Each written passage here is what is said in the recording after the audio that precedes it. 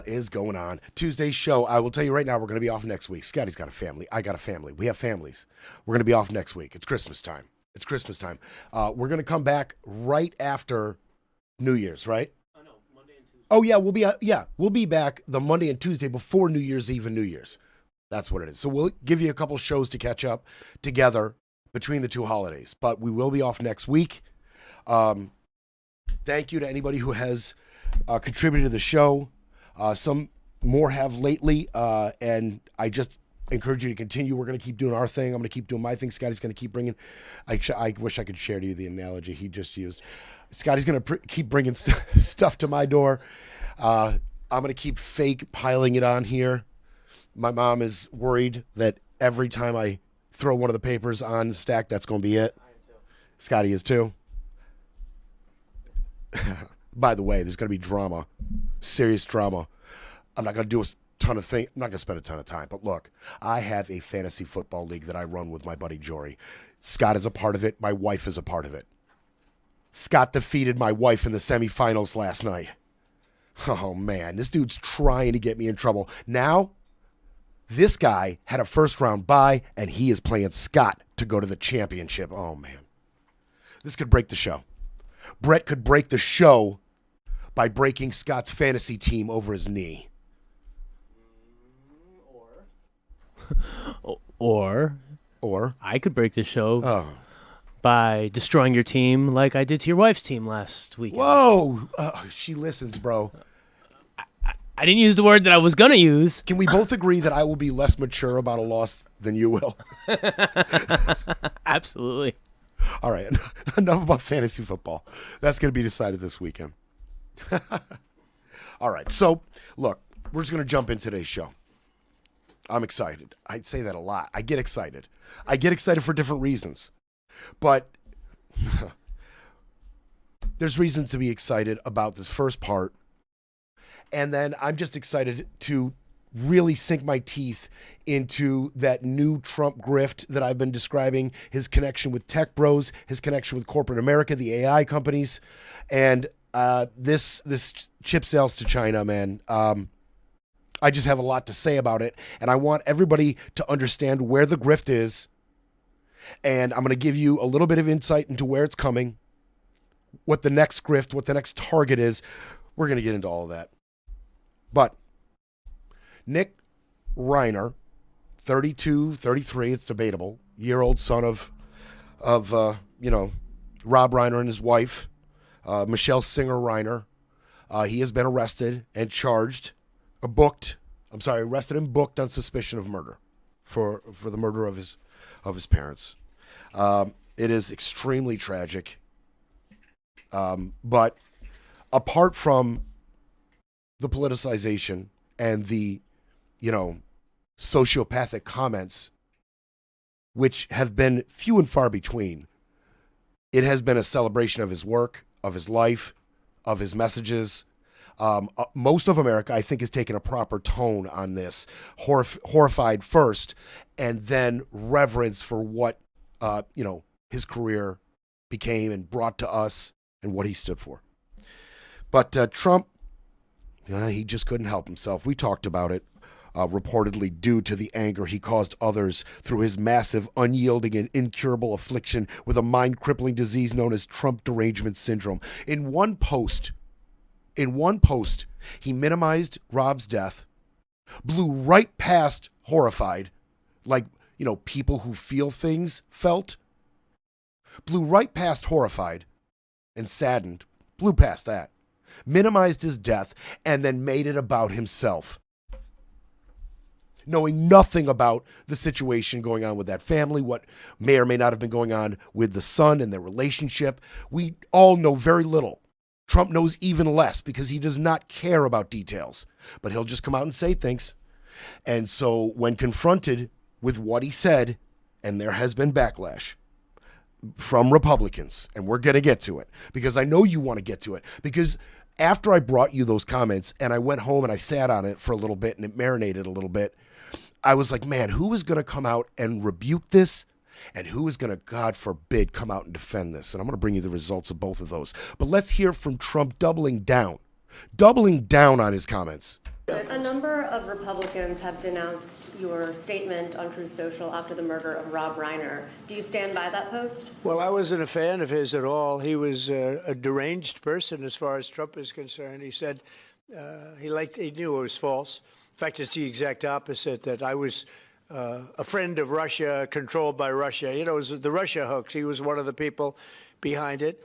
I think he hurt himself in career-wise. He became like a deranged person, Trump derangement syndrome. So I was not a fan of Rob Reiner at all in any way, shape, or form. I thought he was very bad for our country. Yeah. Boom. Totally double down. Completely deaf. Completely deaf to the tone set by Americans, both Republican and Democrat. Completely deaf to it in the 24-hour news cycle.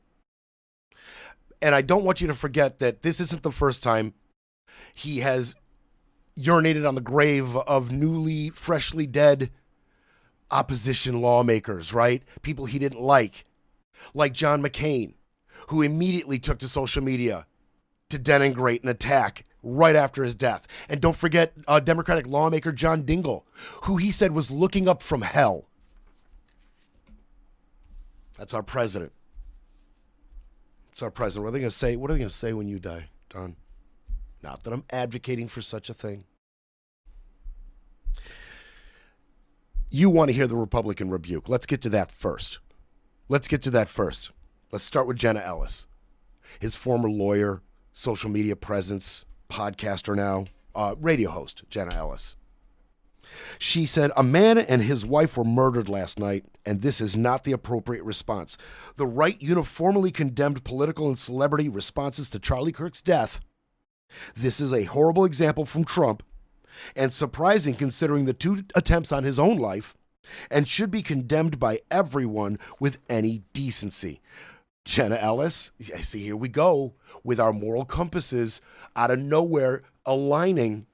Jenna Ellis, I agree with you. Well said. Well said. Weirdo, fringy, unprofessional mouthpiece lawyer Jenna Ellis. Weirdo, fringy radio host, conservative nut Jenna Ellis. I agree with you. Let's hear more rebuke. And I'm going with some, just odd examples, because this one, I don't know what it is. Trump holds sway, weirdly, with some young black females, like Candace Owens, right? And the high-profile ones aren't the only ones. But there are some high-profile ones, like Sage Steele. This one, it leaves me scratching my head. She was a really competent ESPN host, former ESPN host, okay? She is a staunch Trump ally. We're talking one of those Carrie Strug, Mary Lou Retton level mental gymnasts who can contort themselves in any way, shape, or form to excuse or explain away Trump's behavior and policy. She's one of them. And I just don't understand a Candace Owens or a Sage Steele. What in the world is Trump's appeal to these women? I don't get it. She said, the president's post was so disappointing. It's comments like this that take away from the countless great things that Donald Trump does for America. Just weird. Thomas Massie, I love that particular Republican point of view over the last 10 or 11 months specifically, being the author of the discharge petition, being a vocal opponent to Trump policy time and again from the Republican side of the aisle. I've grown a bit of affinity for Thomas Massie. He wrote on social media that regardless of how you felt about Rob Reiner, this is an inappropriate and disrespectful discourse about a man who was just brutally murdered. I guess my elected GOP colleagues, the VP, and White House staff will just ignore it because, what, they're afraid? I challenge anyone to defend it. Slow down, Thomas. We'll get there. Slow down, Tom. But he's right. Most of the critical people in the Trump administration, most of the heavy hitters in the Trump administration have been absolutely silent about this. We have not heard a word from Mr. J.D. Vance about this. Not a peep. Mike Lawler, who is generally in lockstep with Trump policy and Trumpism in general, out of New York. This statement is wrong. Regardless of one's political views, no one should be subjected to violence, blah, blah, blah. Marjorie Taylor Greene, this is a family tragedy, not about politics or political enemies. So Republicans are coming out and saying the right thing. And that's evident. It's out there. It's public. It's obvious. It's not fake news media. Okay, when you have this many Republicans, some of them who are kind of all in on Trumpism, coming out and saying these things in no uncertain terms, it cannot be ignored. But I'll tell you what's louder. What's louder than this Republican rebuke is the deafening silence from his most ardent supporters.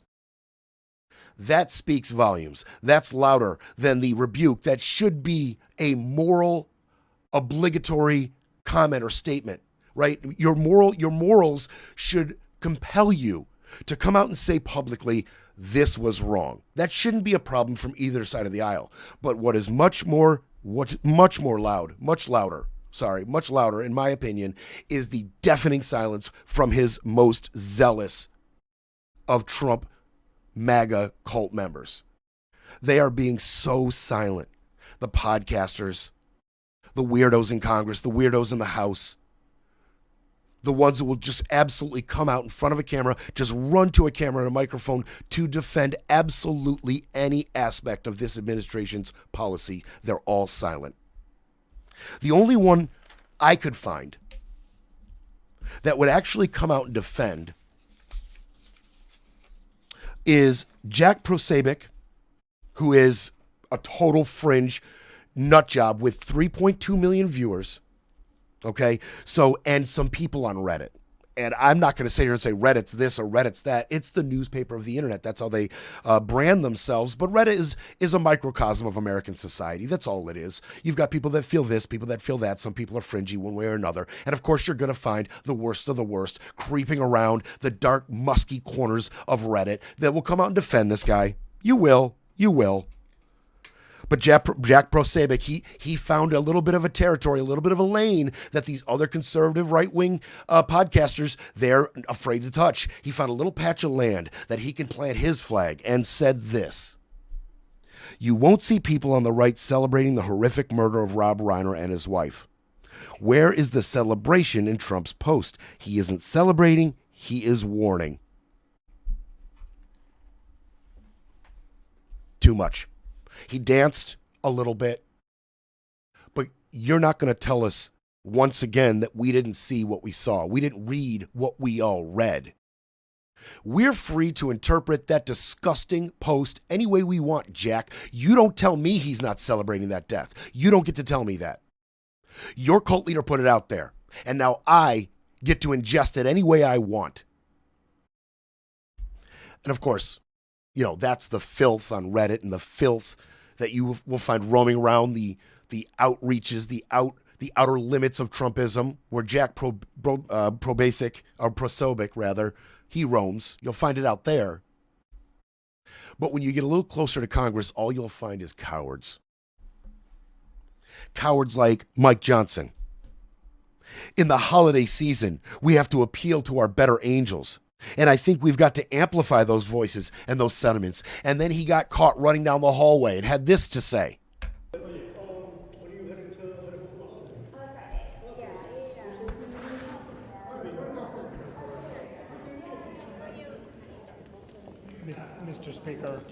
Mr. Speaker, do you condemn Trump's post about Rob Reiner? What are your thoughts about what President Trump said about Rob Reiner at his press conference today? I don't do ongoing commentary about everything that's said by everybody in government every day. We are the President of the United States. We are trying to bring down health care costs for the American people. They're very important votes, very important issues, and that's what we're focused on. A lot of your members are criticizing him. I gave commentary this morning, and you all heard it. Thank you. Okay. So he gets hit with a little gaggle, and they say, "What do you think about the comments?" And he says, "I don't comment on everything that every random person says." Manu says, "It's the President of the United States." I said what I said. Cowards. Like John Thune, when asked about it, Specifically, when asked about Trump's comments on Rob Reiner's death, John Thune said, "It's a tragedy, and my sympathies and prayers go out to the Reiner family and to their friends." You coward. And of course, that lifts all potential pressure on any other senators to come out and say anything. Our majority leader just stiff-armed the question. Well, that's exactly the posture we'll take. Why should we put ourselves on a limb that John won't go out on? Simple. Cowards. You're back with Brett Breaks Things, where the truth hits harder than the headlines. It's time for a quick break, then we break some more. You're listening to Brett Breaks Things.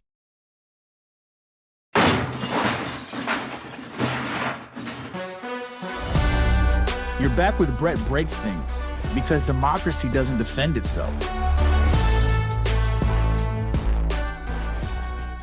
So, I mean, look, if you were to, if you were to tell, a zealous MAGA supporter, hey, our president is a sociopath.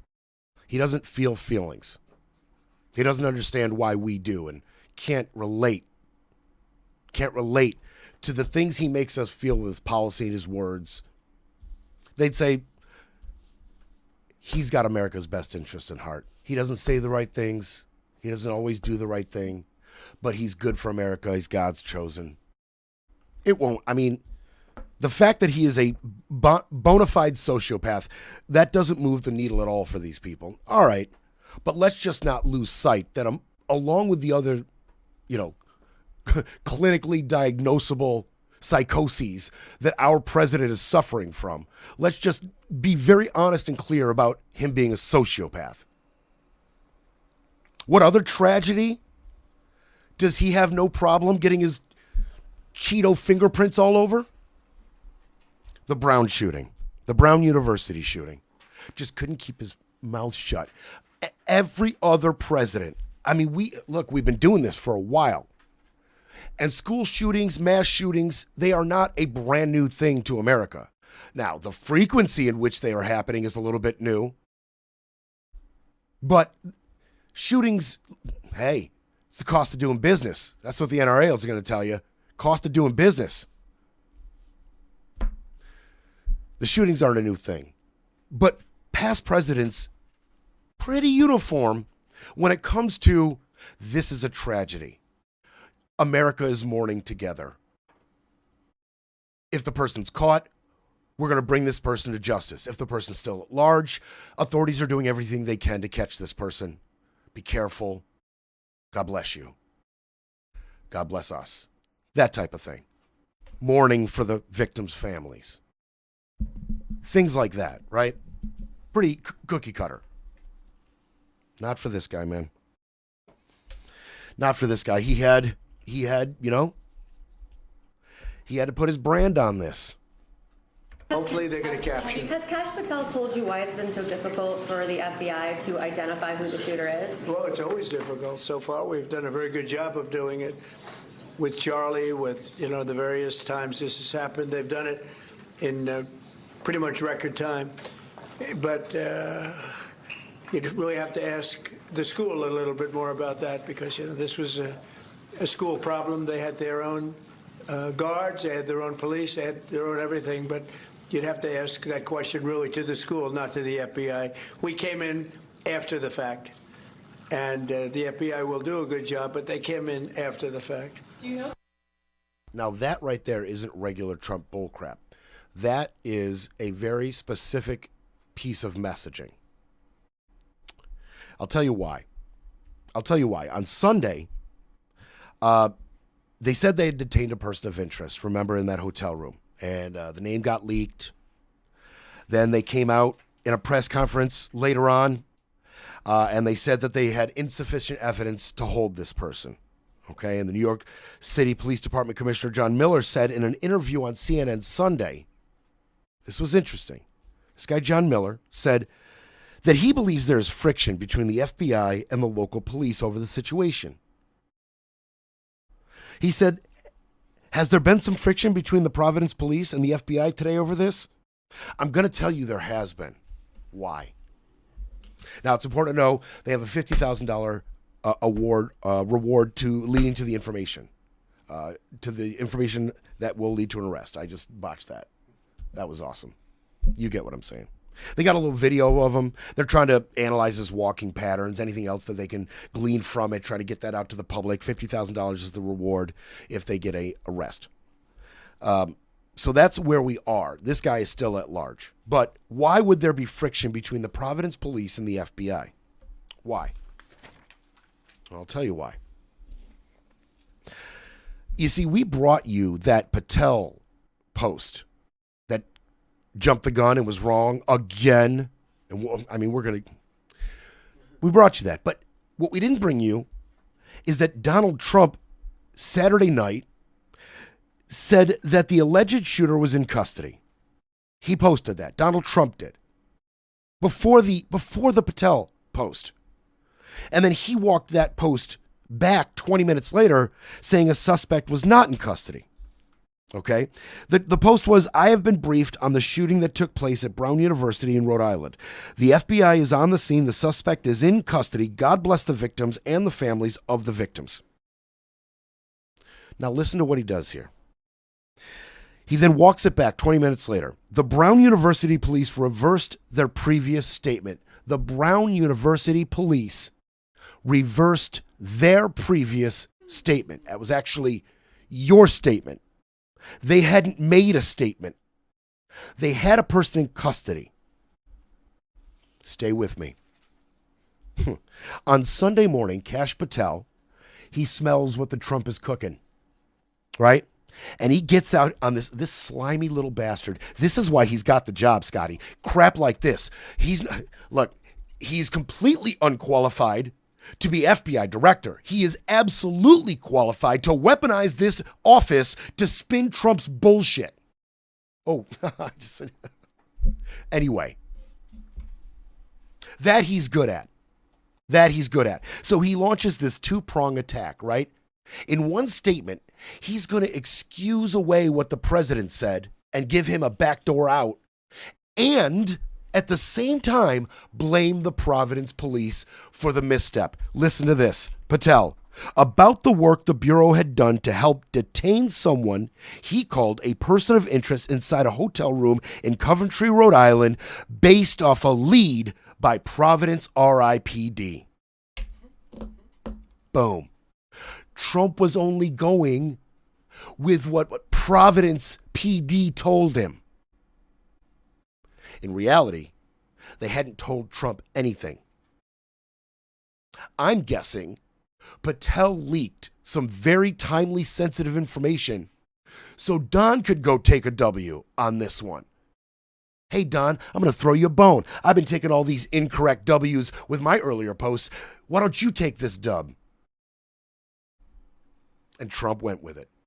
Now Patel comes out behind him and says, well, he was just going with what the Providence police told him. Well, here's what the Providence police had to say. You ready? About 12 hours later, after Patel's post, this is awesome. Providence police said the lead about the person of interest was picked up by the FBI, not local authorities, as Patel had indicated. And I couldn't help think of Die Hard, right? The bad guys, they got the hostages. They're trying to crack the bank code and trying to get these security locks down, right? But there was a couple pesky locks that they couldn't get down. Oh, but Hans Gruber had a plan, right? He had a plan. The FBI playbook. And what was the line? You wanted a miracle? I give you the FBI. And just like they screwed things up and turned off Power Grid 22, disabling the security locks and having Gruber make away with the gold, here comes the FBI screwing up a lead for the Providence PD. And then coming behind and saying it wasn't our lead, it was the police department's lead. And Trump, he's a victim of bad info from the Providence police. These guys. Yeah. How about that? How about that? They're just the worst. They're just the worst. And when they do the worst, notable degenerate and White House spokesperson Abigail Jackson comes in behind and cleans up and sums up the whole mess and makes it nice and easy for you, the dumbass American public, to understand. Quote, the president has full faith and confidence in his entire law enforcement team, including FBI Director Kash Patel, to bring the perpetrator of this atrocious crime to justice. Okay. All right, Abigail. Nice, right? You're earning your little paycheck. But we've all seen, we saw what we saw. You can't once again tell us you didn't see what you saw. You didn't read what you read. Yes, we did, Abigail. We all read it. And now those who haven't read it, at least the ones that are watching my show, they've heard it. And here comes the Trump administration coming behind. You didn't see or read any of that. There's nothing to see here. He didn't go on Howard Stern and say he looked at 16-year-old pageant contestants changing. He didn't tell an 11-year-old, I'll see you in 8 years, or whatever the hell that comment was. He didn't do that. He didn't say grab him in the pee. He didn't mock a handicapped reporter. He didn't do any of these things. You didn't see what you saw. You didn't hear what you heard. And I mean, the bumbling, it's just so evident and out in our face. And we didn't really get into it, but the reporting is becoming a little clear about the bumbling involving the 2 National Guard members that were shot. We couldn't just have this be a tragedy and mourn these 2 National Guard members properly. One dead, one not. Sarah Beckstrom, 20 years old, she died. Andrew Wolf sustained injuries, but he is recovering. We couldn't just focus on the tragic nature of what happened. They got to come out and bumble this. Kristi Noem, head of the DOJ, Pam Bondi, they got to come out and they got to fumble it and bumble it and put their fingerprints all over it. Right when they got shot, Kristi Noem put a post out about it and then literally moments later deleted that post. Then 10 minutes later, reposted it verbatim. And the post was, please join me in praying for the 2 National Guardsmen who were just shot moments ago in Washington, D.C. Okay, so she doesn't know what she can say or can't say. This is very indicative of the unprofessional nature with which the leaders of these agencies are operating. She has no clue what she's doing, putting the post, deleting the post, putting the post back up. And as soon as she does that, Attorney General Pam Bondi, right after that, she has to get on this little gravy train. She has to get on the train, and she says, pray for our D.C. National Guard. Well, Pam, if you had stopped for just a minute and asked anybody around you who had access to facts, I know that could be tough to find in today's DOJ, but if you had stopped for just a minute to try to find one of those individuals who are tethered to reality and asked them the details of the shooting, they would have told you that that was Virginia National Guard, not D.C. National Guard. It was Virginia National Guard stationed at D.C. But there goes the head of our DOJ, pulling a Kash Patel. And then, of course, Kristi Noem's got to attack the Biden administration. When asked about this gentleman, Lackenwall, she said, well, he was not vetted by the Biden administration. He wasn't vetted. The truth of the matter is he has been extensively vetted. This dude was on a secret unit of soldiers who were recruited as Afghans to work with the U.S. military to hunt down Taliban commanders. He had been vetted and vetted and vetted. And then on top of it, in April, your DHS approved his asylum. You vetted him one last time, Kristi. It wasn't the Biden administration. It was your DHS. Nice try. Nice try. We talked about the Kirk assassination. They just absolutely cannot get out of their own way. We'll be back to break it all down. You're listening to Brett Breaks Things.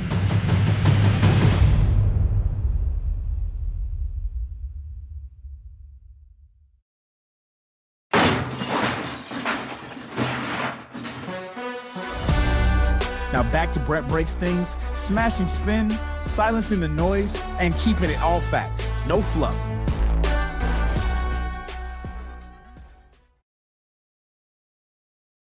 All right. I just want to kind of put a bow on the FBI situation, and talk about real quick Patel's job security. I said last show or a couple of shows ago, whatever it was, Patel's going to get fired along with the rest of them, along with Bill Pult, possibly Pam Bondi. I think Pete Hegseth. Patel's firmly in Trump's crosshairs. I do believe that. And privately, there are sources, condition of anonymity, that are very close to the upper echelons of the Trump administration. And they have confirmed that privately, officials in the Trump administration are embarrassed by Kash Patel. They know how unqualified he is. They know, they can clearly see, like the rest of us, all of the mistakes he's making, because they're very public mistakes. And they're pretty upset about his use of government assets, specifically the jet, the private jet, the FBI jet, all over the country, MMA shows, concerts, watch his girlfriend perform, right? Jets everywhere. And personal protection, FBI protection for his girlfriend. They're not happy about it. Trump administration sees it for what it is. And there have been rumors of his firing. And there have been rumors of a forced resignation. Trump forced resignation. There have been rumors, but they have not materialized yet. And Patel has told people recently he intends to stay on at least through the 2026 midterms, while acknowledging that the president could change his mind at any time. That's a pretty astute acknowledgement out of you, Mr. Patel. He could change his mind at any time, depending on whether it's, the Xanax or the Adderall. It could, you know what I mean? It's a roll of the die. Allegedly, I don't know what that, I'm being allowed. What am I going to say? Now, there's one factor playing in Patel's favor here. Steve Miller likes him. Yeah, Stephen Miller, top domestic policymaker. Stephen Miller, anti-Semite, racist, possibly a denizen of the 7th or 8th circle of hell. I'm not sure. I don't know if there's been reporting on which particular circle of hell he comes from. But he likes Patel. Quote, he is a compliant purveyor of his directives on personnel and policy matter. He's a tool. He's a good tool. He's a tool that works well in Stephen Miller's eyes. He does Stephen Miller's bidding, like firing any FBI agents that worked on any investigations that violated our dear leader's civil rights, like the classified documents case, for instance. Everybody got fired. That's Stephen Miller's doing. I mean, you thought Patel had an original thought? Come on, please. And it's not just Patel who may be gone. Bongino, his little running mate there, his little partner, his little ace boom coup, his road dog. Yeah, he's going to be gone way sooner. And he has even said such a thing. He told 3 people with knowledge of the situation he plans to leave his job as soon as this week or as late as mid-January. He had originally planned to leave during the press conference when they announced that they caught that bomber, the person who planted the bombs in front of the Republican and Democrat houses, main assembly houses or whatever, during January 6th. They caught that guy, right? And he was gonna, in that press conference, say, hey, and by the way, I'm quitting. He didn't do that then. But he has been preparing. He's all mended his fences with the DOJ. He apologized to Pam Bondi for accusing her of botching the Epstein file mess. He's sending his knickknacks back to Florida, where he plans to very soon, reassume the mantle of top conservative Trump ally on the airwaves. He's going to go back to podcasting and showing up on people's podcasts, doing radio and all sorts of things, pro-Trump sentiment, far-right conservative radio and podcasting. That's what he's going to go back to very, very soon. So we may see a shakeup, a big one, at the FBI very, very soon. It'll be interesting to see who goes first, Bongino or Patel, because if Patel goes, Bongino will go with him. If Bongino just quits, that won't affect Patel, I don't think. But if Patel gets fired, Bongino will go with him. No doubt in my mind. Now, here we go. this is the part of the show that I get to a couple times a week where I give you the real dirt, the down and dirty, the nitty gritty, the real muck, the slime of the Trump administration. I mentioned the NVIDIA chip sales to China. One of the victories, one of the becoming more frequent victories, the tech bros, the tech industry, the AI industry is getting via the Trump administration. We talked about yesterday, just from tech in Silicon Valley, $273 million donated to the Trump administration's campaign. $273 million. Then David Sachs, tech billionaire, becomes our new AI czar and starts greenlighting and okaying sales and mergers and policy that has been forbidden by bipartisan Republican and Democratic administrations for years. Specifically, our competitive edge with China. Now, I'm going to give you the down and dirty and what Trump's relationship with this tech industry looks like and its applicable effects. But on the top of this, I just want to say this. Now, this isn't what's being reported. This is just how I feel about it. I told you all about the UAE chip sales. I keep bringing it up. The reason previous administrations, including the first Trump administration, blocked NVIDIA chip sales to China is because we were afraid of our competitive edge and military edge over China.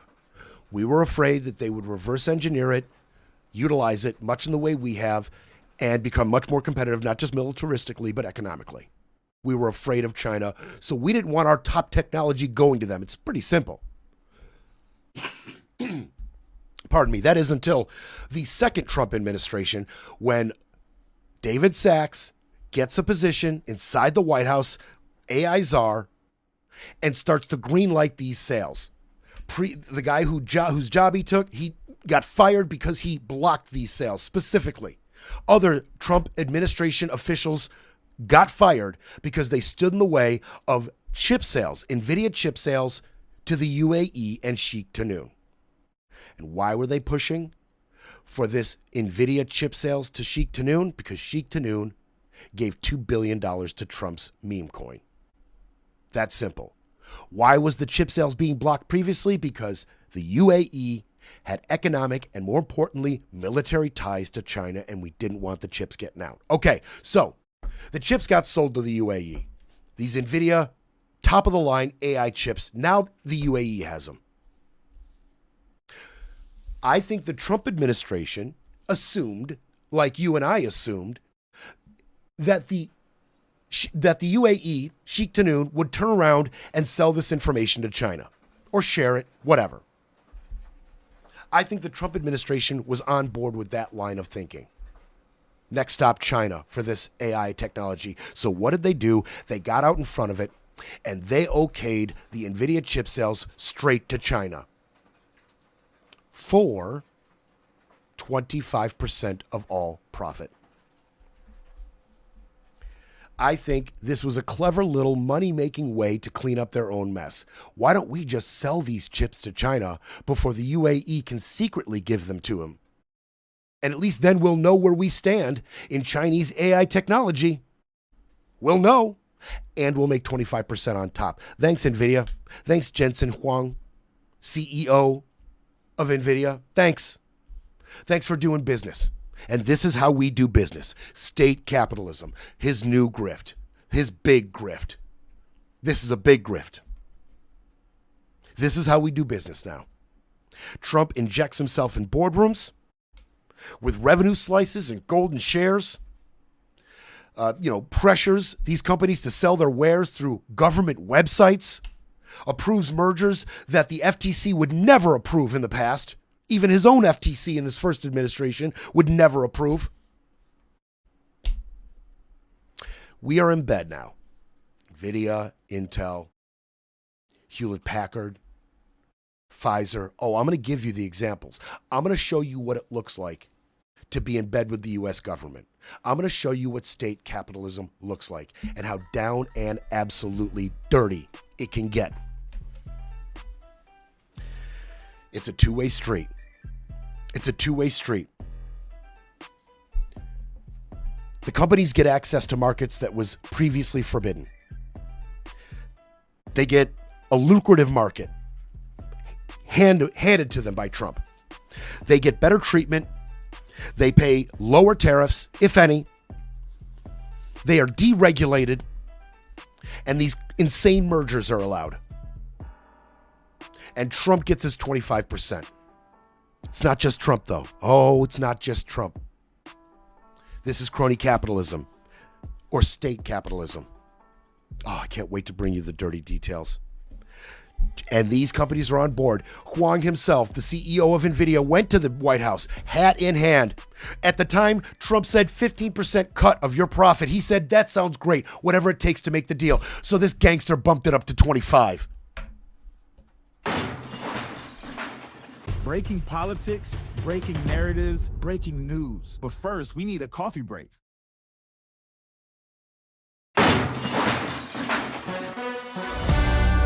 Breaking news, breaking rules, breaking through. Back to Brett Breaks Things. All right, I get fired up. I got to take a breath, Scotty. I get fired up.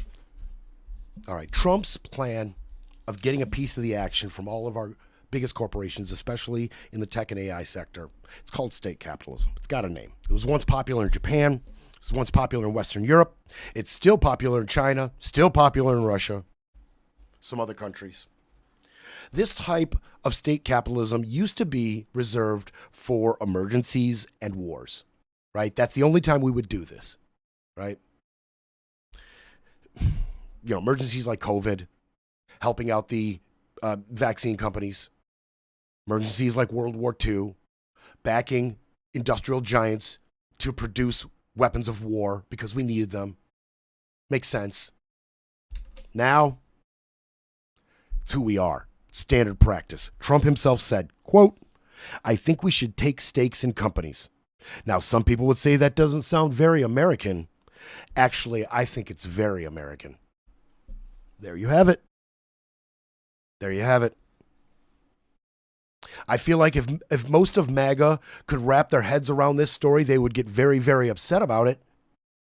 I don't think they're watching right now, but I know my audience can ingest it, no problem. No problem. Now, you got to know that business leaders privately, they are absolutely in shock. And they are recoiling at Trump's assault on the Federal Reserve, law firms, media outlets, and conglomerates. It horrifies them.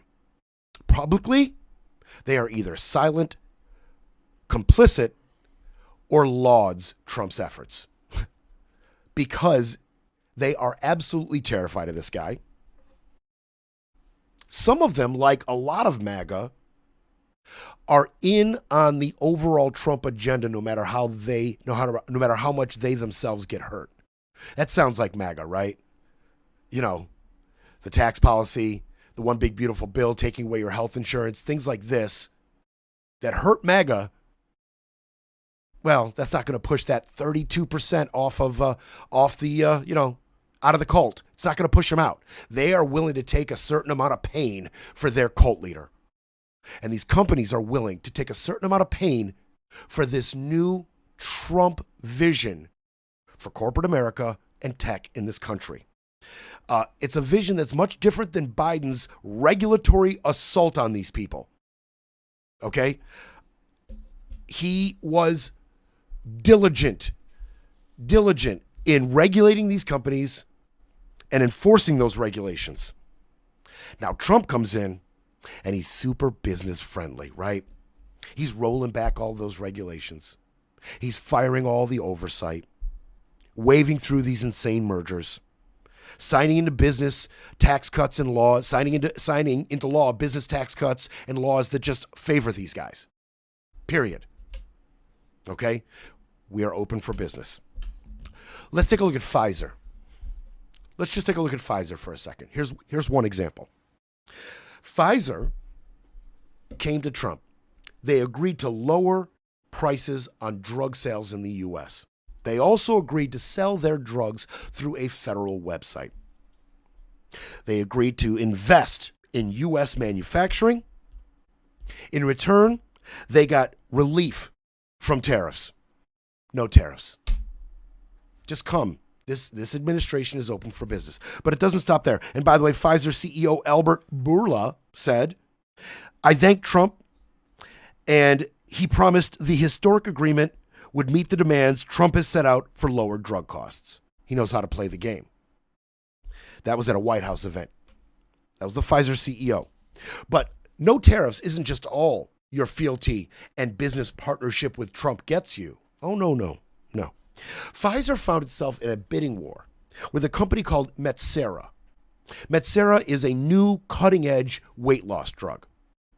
Metsera was also being bidded on by a company called Novo out of Denmark. It's a good bid. Good competition for Pfizer. Here's what a partnership with Trump gets you. Here is the inherent evil in what he is doing.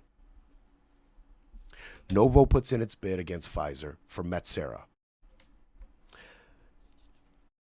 Mike Davis, who is a Republican legal activist, then goes on TV and demands, he writes an op-ed, right? He demands that Trump and the FTC not stand by while Novo gets away with antitrust violations.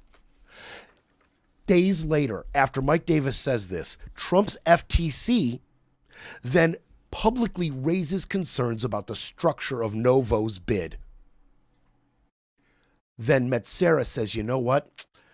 Novo's bid, that just got complicated. That just got messy. And we'd rather not deal with it. So you know what, Pfizer?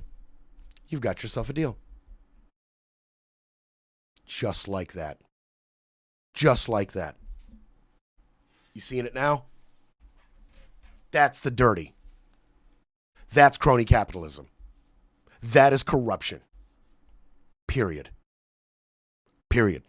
That is the White House meddling in capitalism.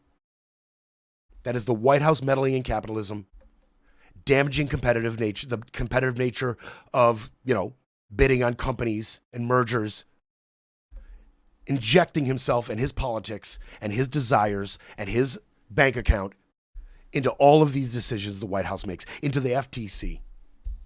What about Silicon Valley? Silicon Valley? Oh, well, we've seen this play out. All the money that they gave his administration. Top AI executives were at his inauguration, and then the day after his inauguration, he announces a $500 billion AI infrastructure project dubbed Stargate. The day after his inauguration, while standing by these AI top executives. Yeah, Scotty, what's up, bub? Oh, I thought So, what does Trump do after this is announced?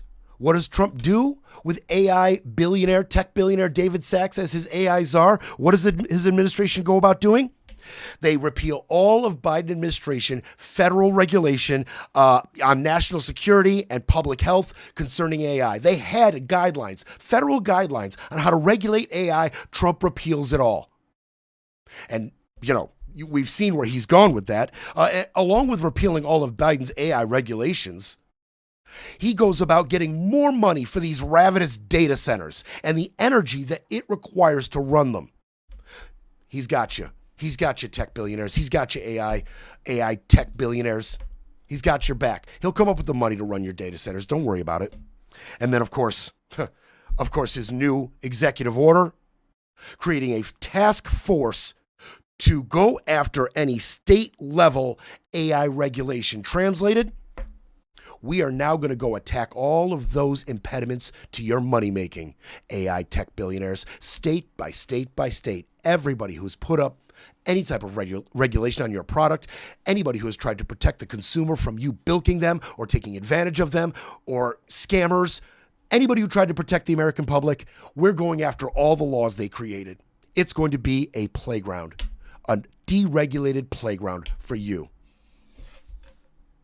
deregulated. And here's the real sick part. Here's the really sick part. Here's the part that the antitrust division of the FTC, we should have heard something about this by now. It should not take Wall Street Journal reporting way after the fact to raise red flags on this. This particular bit I'm going to give you, this is disgusting. You remember the 10% equity that Trump got from Intel? Lip Bhutan, the CEO, coming and meeting with him and agreeing, right? We get 10% of Intel. Well, right after the Trump administration demanded 10% of equity from Intel, NVIDIA invested in Intel, its competitor. Okay, but it doesn't just stop there. Listen to this. This incestuous, just listen to this. NVIDIA's invested in OpenAI, Anthropic, and xAI, all three AI companies. All of them use NVIDIA chips, their competitor. Microsoft, who provides computing power for OpenAI and Anthropic, has also invested in both those companies. Microsoft is a competitor of Intel and NVIDIA. Okay, but it doesn't stop there. SoftBank, a fourth competitor, has invested in OpenAI, and OpenAI has shares of AMD. AMD is NVIDIA's biggest competitor. If you're in the video gaming world, like I am, and you go to look for a chip, a new graphics card for your computer to push out the power of these new games, you're only going two places: AMD or NVIDIA. Well, it turns out they are all owned by each other. It's this weird, incestuous owning of each other's shares and stakes and interests. This is your impediment to technological advancement in this area. Because you are neutering, allowing to be neutered, FTC and Antitrust Division. You are allowing to be neutered the competitiveness between these companies. That's what furthers a sector. When they're trying to get your money, and they will do anything to outsell their competitor.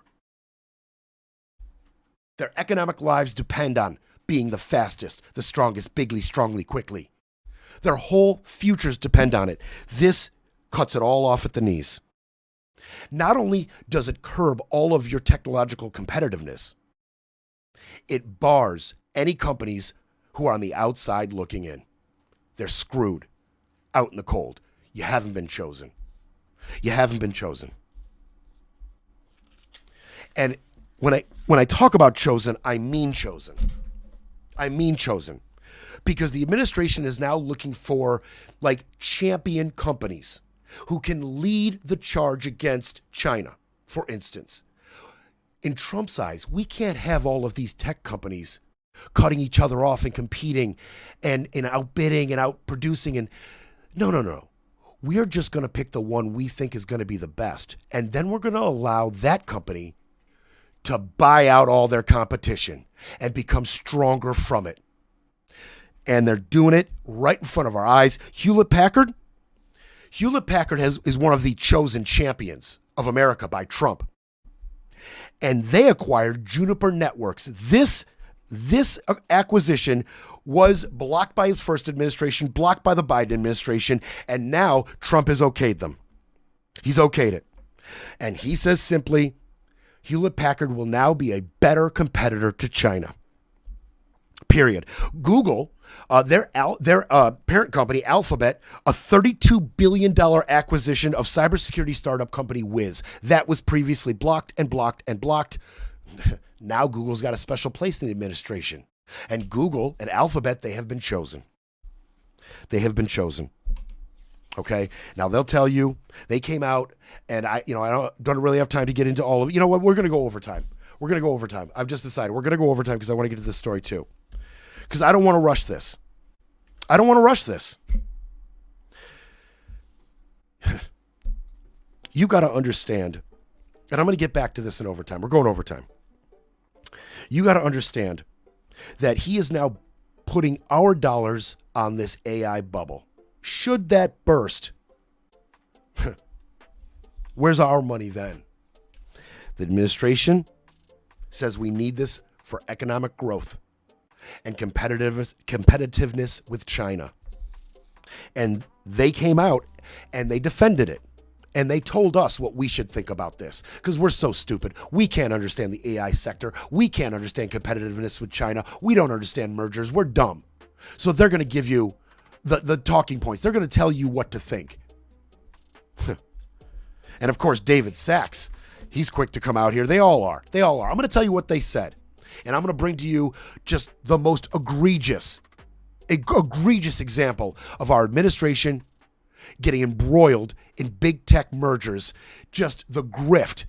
The administration's open for business. I'm going to come right back for overtime.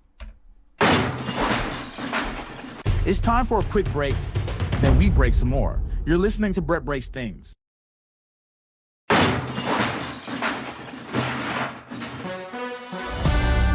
Now back to Brett Breaks Things, smashing spin, silencing the noise, and keeping it all facts. No fluff. Okay. Here we go.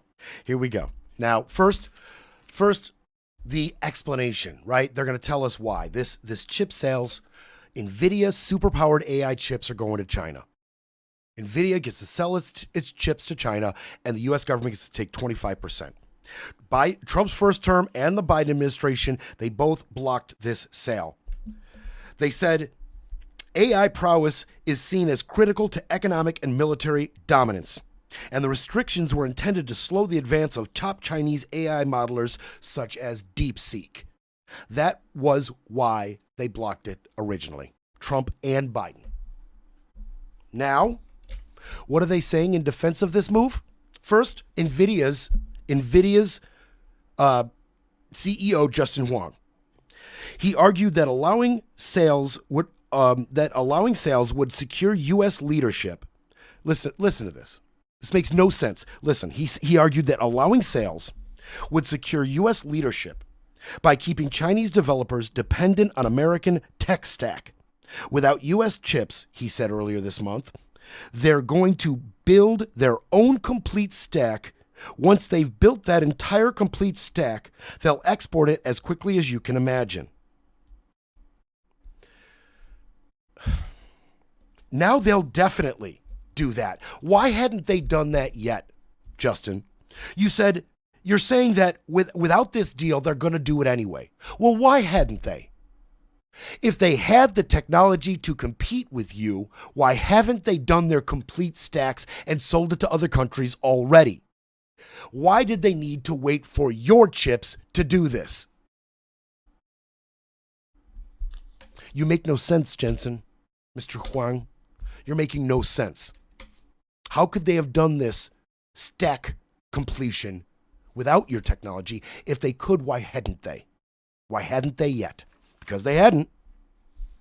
Now, our AI czar, David Sachs, tech bro, AI bro, he said China is exporting Huawei chips and DeepSeek models to the global south. If we don't make it just as easy to export American AI stacks, we will forfeit this technology race in large parts of the world. Wait a second, David.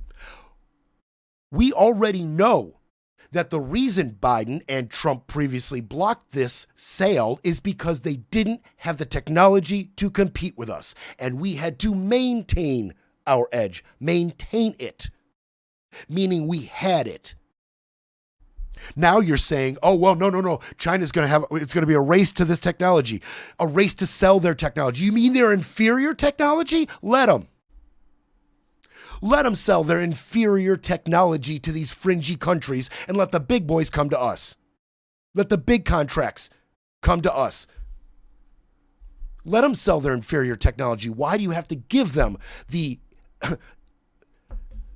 why would you give them the cutting edge stuff if their only threat is selling their garbage to fringe countries? It's because they got 25%. This is not how you battle Chinese technology advancements. Biden showed you how you combat Chinese technological advancements. Things like the CHIPS Act. Using federal money to bolster our AI sector and create these competitive chips more here. That CHIPS Act funneled billions of dollars to some of the biggest chips companies, including Intel. And some of that money specifically was to make factories that could compete with NVIDIA. That was part of the point. Everybody else was falling behind, which on a overall scale, not great. We want all our companies competing at a high level. So instead of having Chinese companies competing at that high level with just NVIDIA, we wanted to make Intel and some of these other companies compete at that level as well. And some of that chips money went directly to creating factories that would compete with NVIDIA. Well, Jensen Huang must be thrilled with new Trump policy, as he's threatening to withhold all of that chips money unless you're Intel. So on one move, Trump rolls back and withholds all this chip money so all of NVIDIA's competitors can't compete. And then in another move, goes to Lip-Bu Tan, or rather has CEO of Intel Lip-Bu Tan come to him and say, look, we've got this chips money. We're just going to turn it into equity for us. And don't cry for Intel, because as soon as that happened, the investors swarmed. And their stock rose, boomed, because everybody assumes that Trump is going to funnel more business, more backroom deals, be beneficial to Intel now that he's got a piece. Congratulations, Intel. You've been chosen as one of those champion companies of the United States. We're invested now. Here's the real down and dirty. You ready? You remember the story about Skydance Media? It was the merger of David Ellison's company Skydance with Paramount Global. Remember that? And that Trump wouldn't okay the merger. His FTC wouldn't greenlight it until CBS paid out that lawsuit, settled that 16, whatever it was. I can't remember what the number was. I think I have it somewhere around here. It was a huge lawsuit. I can't, you know what? I don't have that number on. You probably remember. Whatever, it was 16 something. I can't remember. Huge lawsuit Trump filed against CBS because they edited up Kamala Harris' interview, remember? So CBS settles the lawsuit, pays Trump his money, Trump okays the merger. Now here comes David Ellison again. Here he comes again. You may have heard that Netflix is bidding for Warner Brothers and all its entities. Most of its entities. Well, hasn't been okayed yet. It hasn't been finalized yet because there's another bid. Here comes David Ellison again. Now head of Paramount as well, right? Now head of Paramount. He is now bidding on Warner Brothers. That includes HBO Max, streaming, and some other things. So here comes David Ellison to counterbid against Netflix. You ready? David Ellison knows how to play the game. He's done this once already. You see, Netflix's bid is for $72 billion. And that has already been agreed upon, by the way. And in comes Ellison after the fact. And Trump says, oh, FTC and DOJ, don't greenlight this yet. Here comes Ellison's offer. All right, it had already been agreed upon. And that Netflix Warner Brother deal, $72 billion, did not include CNN. Oh, you ready for this? Ellison's bid is for $108 billion, $30 billion more. And they want all of it, including CNN. And then David Ellison comes out and says, I assure you, Trump administration, that we will make drastic, sweeping changes to CNN if you allow our bid to go through. So now Trump has his hated fake news media outlet enemy in the palm of his hand. All he has to do is have his FTC and DOJ greenlight this much larger bid, even though it had already been agreed upon, this much larger bid that includes CNN, so David Ellison can tear it apart.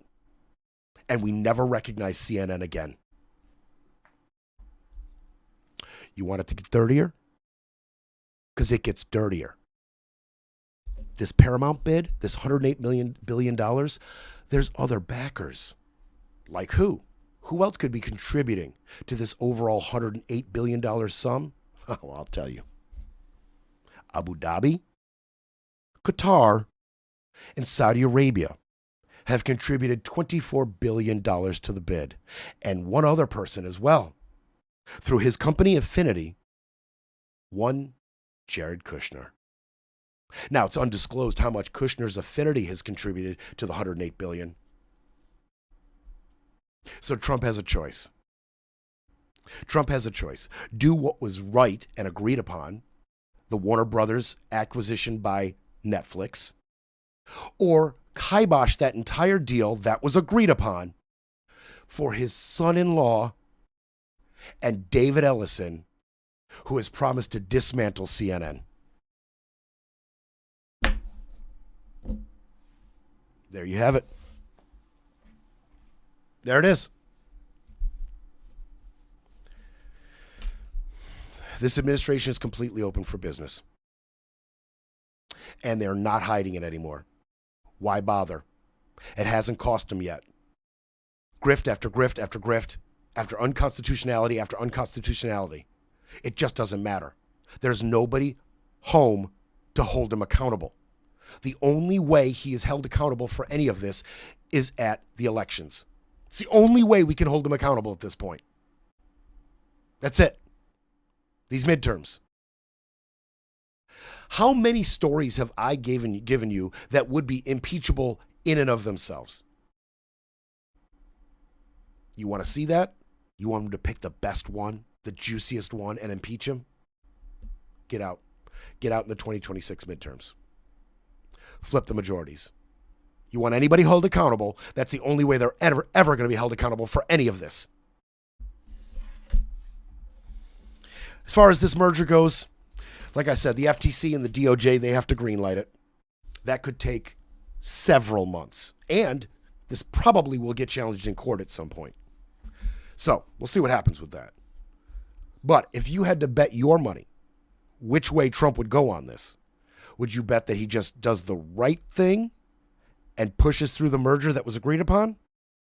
Or that he does Jared Kushner and David Ellison's bidding and gets his retribution on CNN? Which one would you put your money on? I know which one I would bet on. I'd bet on the grift. I'd bet on the unconstitutionality of Trump's actions. I'll be back tomorrow. Thanks, guys.